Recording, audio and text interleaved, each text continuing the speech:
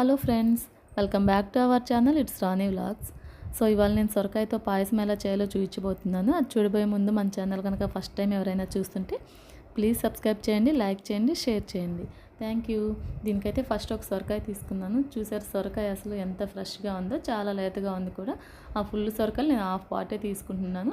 ఈ చిన్న ముక్క తీసుకొని దీన్ని చక్కగా పైన పొక్క అంతా తీసేసుకోవాలి, పీల్ తీసేసి వాష్ చేసుకోవాలి మంచిగా.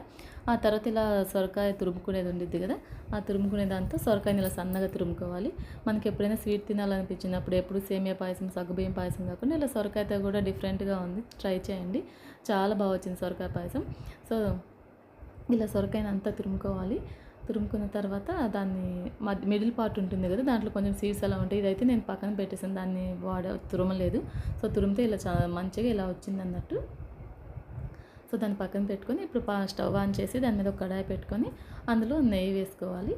నెయ్యి వేసుకొని దాంట్లో ఫస్ట్ అయితే కనుక డ్రై ఫ్రూట్స్ వేయిస్తున్నాను. నేనైతే వీటికి బాదం పప్పు, జీడిపప్పు అండ్ ఎండు కొబ్బరి వేసాను సన్నగా ముక్కలు కట్ చేసి. నాకైతే పాయసంలో ఈ డ్రై ఫ్రూట్స్ తోటి ఎండు కొబ్బరి ముక్కలు కూడా చాలా బాగా నచ్చుతాయి. సో అందుకని ఎండు కొబ్బరి ముక్కలు కూడా వేసాను. చూసారు బాగా రెడ్ గోల్డెన్ కలర్ వచ్చేదాకా వేగించుకొని తీసి పక్కన పెట్టుకోవాలి. అదే కడాయిలో ఇంకొంచెం నెయ్యి వేసుకున్నాను. ఇంకొక 2 స్పూన్లు నెయ్యి వేసుకొని దాంట్లో ఈ సొరకాయ, మనం ఆల్రెడీ సొరకాయ తురుము పెట్టాం కదా, ఆ సొరకాయని వేసి సిమ్లో పెట్టి మంచిగా వేగించుకోవాలి. అలా నెయ్యిలో వేగించుకోవచ్చు, లేదనుకుంటే కనుక కొంచెం వాటర్ పోసి ఇంకా వేగించవచ్చు. నేనైతే ఓన్లీ నెయ్యిలోనే వేగించాను, ఎందుకంటే సొరకాయలో కూడా కొంచెం వాటర్ వస్తాయి కదా. సో ఆ నెయ్యితోటి, ఆ వాటర్ తోటి సిమ్లో పెడితే అదే ఒక 20 మినిట్స్ 15 మినిట్స్ అలా పట్టింది, సన్న సిమ్లో మగ్గిపోయింది అన్నట్టు. సో ఈలోపు నేను కొంచెం ఒక 10 బాదం పప్పులు, ఒక 10 జీడిపప్పులు అలా తీసుకొని దాన్ని పక్కన విడిగా పౌడర్ చేసి పక్కన పెట్టుకున్నాను. సో ఈలోపు పక్కన స్టవ్ మీద కడాయి పెట్టుకొని అందులో ఒక 1/2 లీటర్ పాలు పోసి అవి బాగా పొంగిన తర్వాత నేను ఒక కప్పు సగ్గుబియ్యం నానబెట్టి పక్కన పెట్టాను. ఆ సగ్గుబియ్యం కూడా వేసి బాయిల్ చేసుకోవాలి.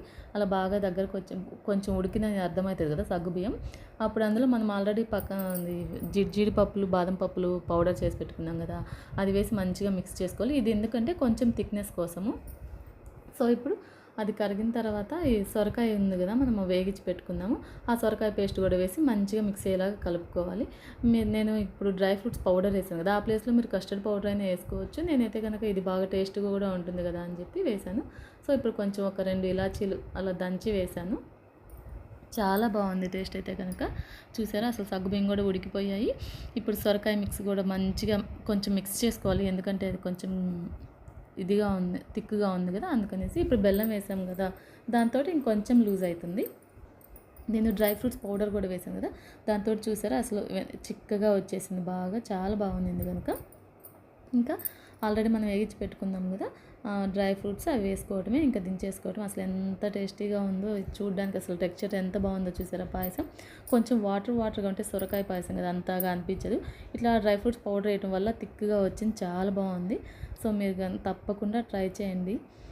ఎలా వచ్చిందో నాకు కమెంట్ చేయండి. నచ్చితే కనుక మన ఛానల్ని సబ్స్క్రైబ్ చేయండి, లైక్ చేయండి, షేర్ చేయండి. Thank you. Bye friends.